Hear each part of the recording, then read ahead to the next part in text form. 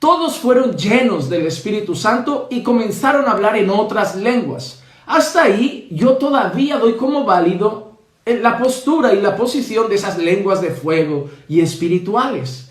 Pero el día de Pentecostés no fueron lenguas espirituales. El día de Pentecostés no fueron lenguas angelicales. El día de Pentecostés no fueron lenguas sobrenaturales, inexistentes, incomprensibles, no conocidas por ningún ser humano. No fue así, porque mira que sigue diciendo. Versículo 5. Y había judíos que moraban en Jerusalén, hombres piadosos, procedentes de todas las naciones bajo el cielo.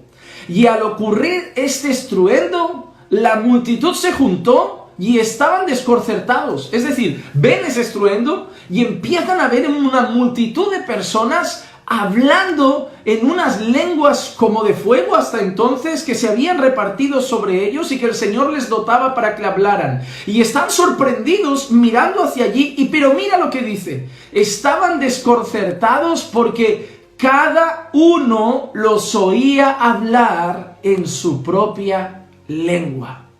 Cada uno les oía hablar en su propia lengua.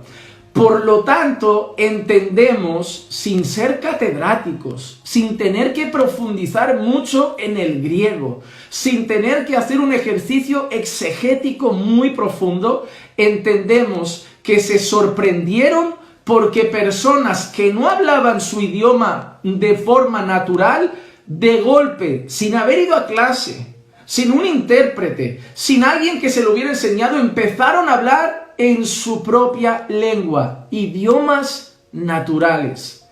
Y estaban asombrados y se maravillaban diciendo, mirad, ¿no son galileos todos estos que están hablando?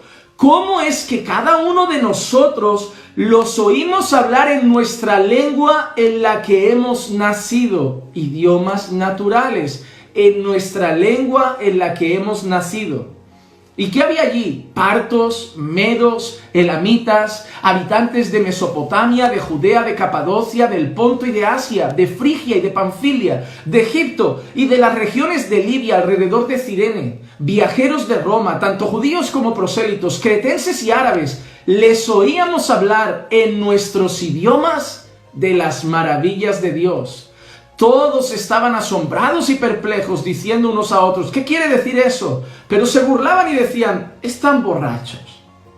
No decían, están borrachos, porque no entendían lo que decían. No decían, están borrachos, porque no se comprendían sus palabras. No decían, están borrachos, porque estaban actuando como locos. No decían, están borrachos, porque no pronunciaban palabras coherentes. Decían, están borrachos en tono de burla, porque era incoherente que personas de Panfilia, de Egipto, de Frigia, de alrededor de Cirene, judíos, árabes, cretenses, los escucharan hablar en el idioma en que habían nacido. Así que cuando nosotros leemos el libro de los Hechos, capítulo 2, y vemos el día de Pentecostés, las lenguas que aparecen el día de Pentecostés, número 1, son idiomas. La palabra lenguas que aparece ahí se refiere a idiomas naturales, idiomas comprensibles, idiomas que uno no habla de naturaleza propia. Es como si yo de golpe hablara en alemán, o de golpe hablara en mandarín, o de golpe hablara en, ¿cómo es ese dialecto? Quechua.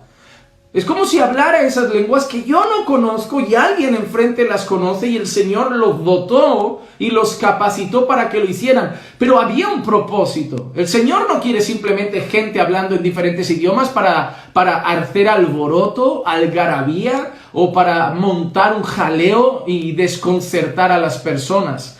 Había un propósito y el propósito de las lenguas es evidente. Es evidente. El versículo 11 dice, les oímos hablar en nuestro idioma de las maravillas de Dios.